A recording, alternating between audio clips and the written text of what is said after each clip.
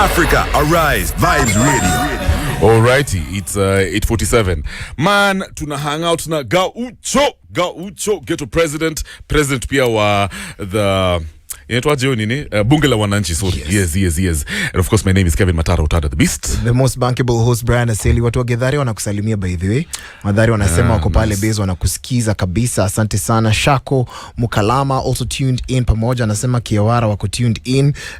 Saba 171 pia wanasema wako represented hapo sawa kabisa. Asanteni sana. Keep on listening to the conversation at Vibes Radio KE, ndio unaweza tupata pale. Wacha niangalie maswali ile watu wameuliza Gaucho. Hata ni maswali kweli. Watu wanasema tu wako ndani.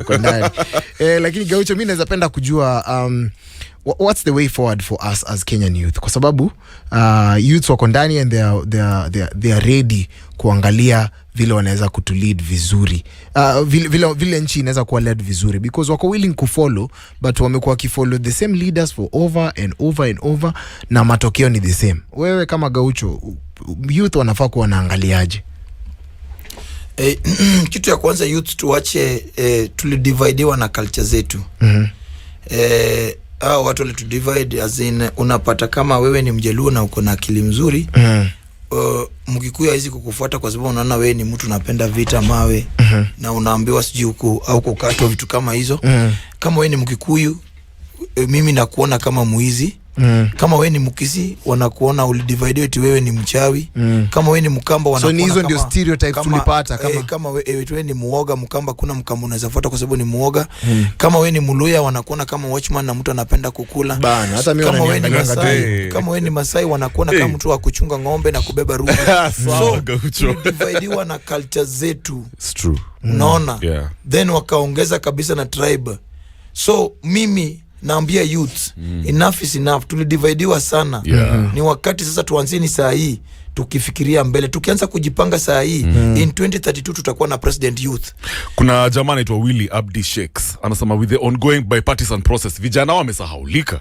It's high time Kenyan youths tuchanuke. Hawa wazee wanaangalia tu tumbo zao peke yao. If Gaucho can get support especially on finances, vijana watasikika. But what's happening only takes care for wazee. ODM is also not giving youth voice to arise unless cartel holds you, yani unless cartel akushike mkono.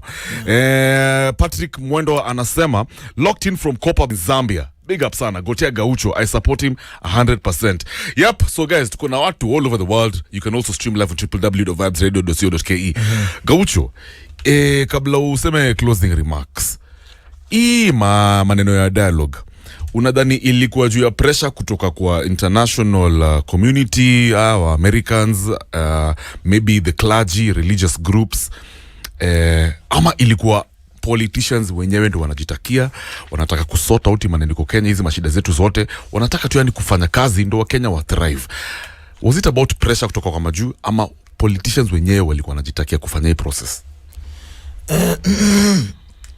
Mimi nafikiria ni either ni pressure kutoka juu kwa watu wengine ambao mimi siwajui.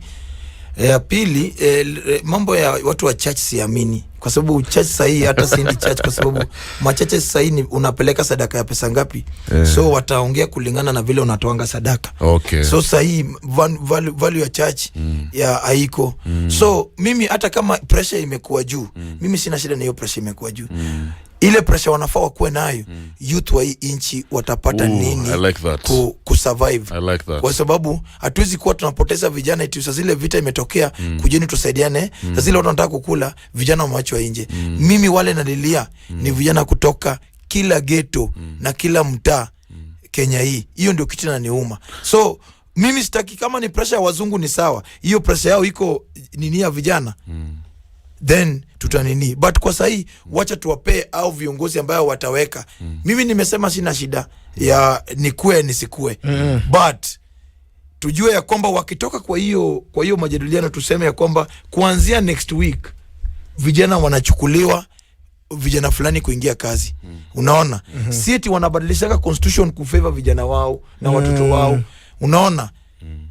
Juu watu pia wanachange every election, wanachange constitution. As nilisema ya kwamba mimi kama ningekuwa kwa hiyo meza, kama watu wanafaa warudi referendum ya nini, tukue ya kwamba ule kijana ameiba mayai kijiji na ule mtu ameiba pesa ya serikali, wote wako ndani. Ule mtu anaiba pesa ya serikali anafaa hata angiwe mbele ya watu.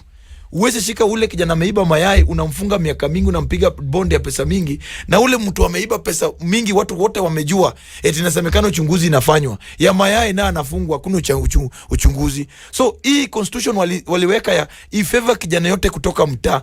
Vijana wamefungwa hapa na mask. Vijana wanachukuliwa, kijana ametoka kwa nyumba ni mtu wa makanga ama ni driver, eti anashikwa, anawekwa, anapigwa bondi ya 30,000, kama ana 30,000 anafungwa 3 months. Huyu mtu government imeharibu maisha yake na imeharibu familia yake, kwa sababu wale madem tunaoa sahi, ukikaa nje hata wiki moja atachukuliwa na jirani yako. Unaona? So government ameharibu life yako na ameharibu familia yako. Wewe ukitoka ndani unapata wife hakuna, huyu kijana anaanza kuingia pombe. Unaona? Vijana wengi ambao wanakuwa kwa two sectors ni vijana ambao walikuwa ni reformist wengi. Unaona? Wafai kuangaishwa. Kijana amekubali kuacha bunduki, anakuja kwa stage achukue mbao tena unamhangaishia hapo na city council. Unaona? So my friend, mimi agenda yote wananini. Mimi kama constitution wanabadilisha, wasibadilishe constitution ya kuongeza MPs. Unaona? Wasibadilishe constitution ya kuweka powerful prime minister ambao zingine Gaucho wataongelelewa hiyo. But ikuwe power, ikuwe kwa vijana pia ambao wako chini, ikuwe hiyo constitution in our favor. Mali popote kijana anavuta bangi yake, ufai kumtreat kama mwizi wa bunduki. Hapana. Unaona? Na hata mwizi wa bunduki ujue ni kwa nini anaiba. Unaona? So hiyo ndio agenda ambayo tunafaa tukue nayo. Mimi sina shida kukaa kwa hiyo mesa, but wale wanaenda kwa hiyo mesa lazima wa make sure ya kwamba vijana wa hii nchi, sasa hivi vijana wamepigwa risasi kama 30, wale wamekufa kwa hii maandamano. Wale wameumia ni kama 400. Wale mapolisi wale wapiga risasi watachukuliwa nini gani? Exactly. Na wale vijana ambao wamekufa watachukuliwa nafasi gani ili walipwe? Na wale wako injured watafanyiwa nini? Na wale waumiza watafanyiwa nini? Hizo ndio mazungumzo ambayo tunafaa tukue ndani. Isikuwa ya kwamba sisi zile tunataka sasa chakula iko kujua mesa, sasa hao watu wote tumesahau. Unaona? So mimi nasema kama mimi Gaucho siko, then wasukume babu, mimi naweza text babu, jataona message yangu haraka, nimwambie bro, weka hii na hii na hii. Juu mimi najua kitu yote wanataka kurudi bado referendum. Kuchange nini? So do you have any question? Napata niko na kitu ya kuuliza kweli, because what he's saying ni tutaenda pale, the referendum will only change things that zinahusu the political class. Juu kama hawata involve the young people, then what do we have? And remember, Africa has never been this young. Na unajua ukisema Africa is this young now, kuna time Africa itakuwa very old in terms of age. Yes, unaona? So if we don't use this energy, sasa tunaona Russia, China, nini kila kitu wanataka ikuje Africa. Na ni kwa sababu wameona we have the youth, and the youth have the energy to build a nation. But are they being used to build the nation? That's the question. No. That's the question. Na pia kuna kitu kingine umeongea about the frustration of the youth. Unakaa chini unapata youth ako frustrated. Na umeangalia pia relationships vile zinafanyiwa. Siku hizi kama una kakitu una relationship, kama una relationship uko peke yako bana. You're non-existent. Ulikuwa nasema mwanaume ndio the only person anapendwa because of what they provide. Imagine. What you bring to the table. Now, wengine tunaweza wapenda unconditionally. As a parting shot, nataka Gaucho aonge na mavijana 30 seconds. Wapatie kitu, yani some motivation, kwa sababu hali ya maisha imekuwa ngumu sana, kuna crisis, watu wako na mental health issues nini. As a young leader, what can you tell the youth right now? Tunatafuta leadership, tunatafuta some sort of mentorship. 30 seconds, parting shot. Okay, kwa vijana wa mtaa, kila mtaa Kenya mzima, ghetto nini, Eastland, kwe uko wapi, umekaa wapi, mimi nawaomba ya kwamba mimi ni kijana mwenzako, usinijaji na mali natoka, usinijaji na tribe ambayo nilipatikana ndani. Sikuandika barua niwekwa nikuwe tribe yenye niko the same na wewe. Mimi nasema ya kwamba watu wametuninia kutosha. Wametuimbisha wimbo, wana change tu political party, lakini jina ni wale tu. Unaona? Wametuambia mambo mingi, lakini kifika kwa mesa kuna kitu tunapatanga sisi. Enough is enough. Vijana, please, to join, tushikane mkono. Usijaji mtu na tribe yake, usidanganywe na ukabila. Ukabila kuna mali tunatupeleka. Ni wakati lazima tushikane kama vijana wa hii inchi. Hii inchi iko kwa mkono yetu. Tuko na numbers. Unaona? Tubadilishe. In Brazil, Mtu ambaye ilifanya Brazil ikakuwa leo ilikuwa ni fundi wa kiatu. Mtu alichaguliwa kutoka kwa fundi ya kiatu ndiye alifanya Brazil leo iko na jina, na Brazil haingekuwa na jina kuliko Kenya. Kenya tuko na resources na tuko na nini, tuko talented na nini. My friend, wasichana wetu, please tushikane mkono, tuende njia moja. Wacha tuone hawa watu kwa hii dialogue ambao wanaenda kunini, wakiona ya kwamba wafanyi kulingana na vile sisi tunataka, bado tutakuwa kwa barabara. Bila kuangalia political party ama kuangalia we ni Azimio ama Kenya Kwanza. Enough is enough. Lazima tupigane. Vijana mmesoma na hamuna kitu, hamuna mtu wa kuwatetea.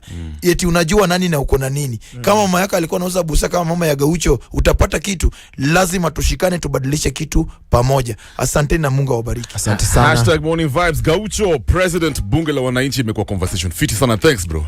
Asante. Respect Jackiwa. Uda na kupatia respect mazee. Respect mazejo. Endelea hivyo hivyo. Ukipiga kampeni uite sisi bwana.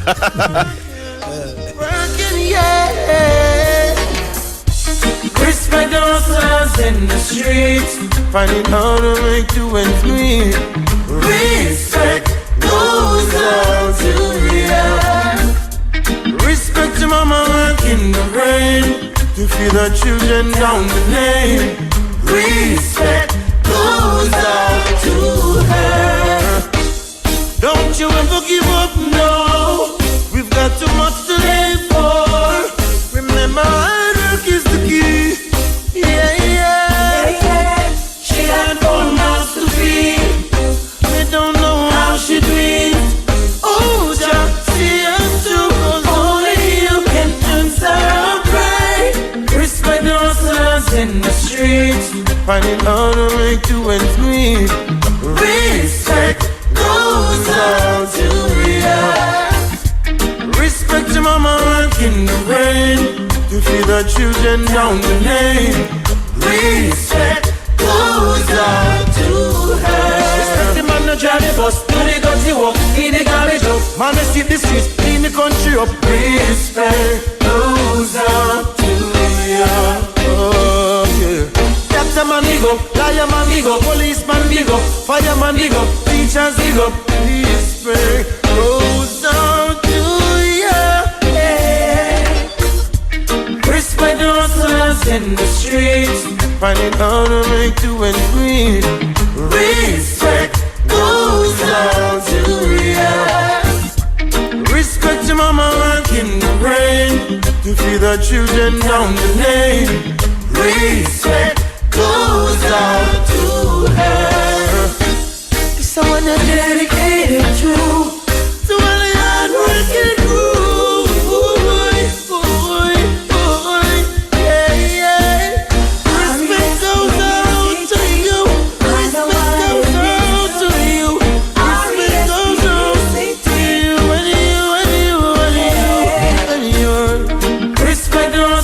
In the streets, finding how to make two ends meet.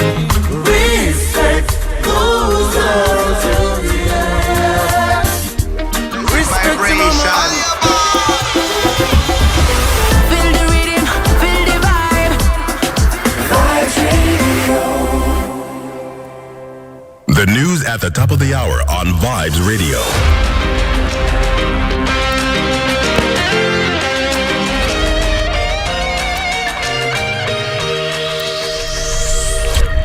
Good morning, this is Newswire. I'm Dennis Aseto. Defense Principal Secretary Patrick Mariru has urged the private sector to invest in the space sector, noting that it presents a new frontier in technological advancement for national socio-economic development. Mariru made these remarks at the Kenya Space Agency headquarters in Nairobi. He highlighted the Taifa 1 satellite, which is said to be launched next week at Vandenberg Base in California, USA, as the first step by the government in exploiting the opportunities and fortunes associated with the utilization of space science, technologies and applications. Mariru said the launch of the Taifa 1 satellite, which is Kenya's operational 3U Earth observation satellite, is a moment of pride for the country.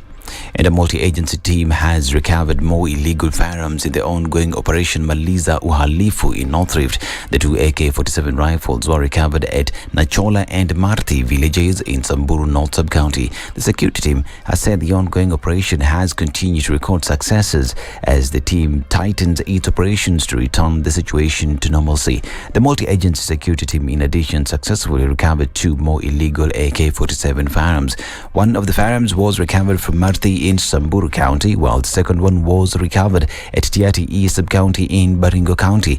The National Police Service is now appealing to all Kenyans of goodwill to continue supporting them in stomping out banditry and cattle rustling by sharing information at any police station or via police hotlines 999, 911, 112 and Fichua kwa DCI, that is 0800 722 703.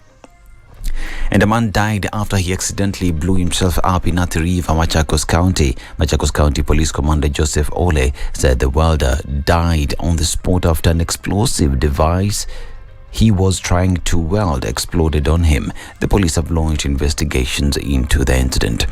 And 3 people, among them a police officer, a suspected drug dealer and a civilian, lost their lives following a bizarre incident that took place at Kijitoni area in Lamu County. According to reports, the suspected drug dealer, Miji Abud Mohammed, was stopped by police officers patrolling the area and upon being searched was found in possession of a controlled substance believed to be a heroin stashed in a piece of paper. Before the officers could retrieve the paper, Mohammed allegedly swallowed it, much to the annoyance of the police officers, who impulsively started choking the suspect in an attempt to have him spit out the drugs. In the ensuing melee, the police officers reportedly strangled Mohammed to death. Act area residents who had witnessed the incident descended on one of the officers with kicks and blows, and the policeman reportedly lost his life as a result. Police officers were forced to fire in the air to disperse the crowd, which had gathered outside King Fahad Kisiwani Hospital and was baying for the blood of other officers involved in the incident. A patient who had been admitted at the hospital reportedly died from shock as a result of gunshots. And the drive to clean up Lake Victoria has kicked off in earnest as various organizations partner to restore the water body's lost glory, spearheaded by Osiepe Sango organization. The exercise targets to remove plastics and other waste washed into the lake. Osiepe Sango director Millicent Olal said the efforts were geared towards restoring the lake to its pristine condition following years of neglect and passive pollution. Plastic pollution, she said, threatened the survival of the lake, posing a danger to human beings and aquatic life. When washed into the lake, she added, plastics are broken down into microplastics, which are ingested by fish. And the 38th extraordinary meeting of the Sectoral Council on Trade, Industry, Finance and Investment dedicated to industrialization concluded in Kilimanjaro, United Republic of Tanzania. The 5-day meeting from 28th of March